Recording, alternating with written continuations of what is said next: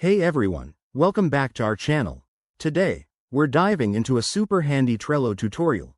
How to move a Trello board to another workspace in 2025.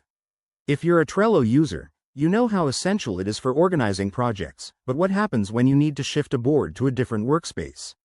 Maybe you're collaborating with a new team or reorganizing your boards for better efficiency.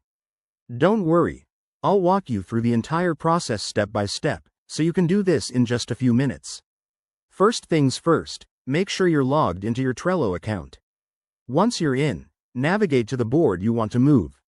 Look for the board menu. It's usually represented by 3 dots in the top right corner. Click on that, and from the drop-down, select More to expand your options.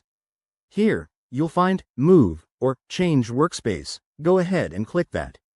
Now, Trello will prompt you to select the destination workspace. You'll see a list of your available workspaces, so choose the one you want.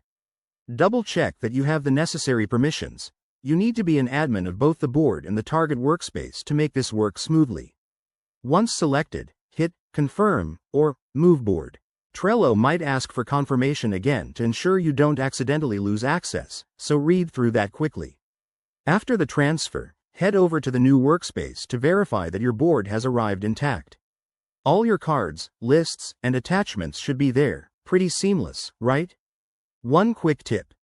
If you run into any issues, like permission errors, check your workspace settings or reach out to the workspace admin. This feature in 2025 is even more user-friendly, with better notifications to keep everyone in the loop. And there you have it. That's how you move a Trello board effortlessly. If this helped you out, give this video a thumbs up, subscribe for more productivity tips, and drop a comment below if you have any questions. Thanks for watching, and I'll see you in the next one.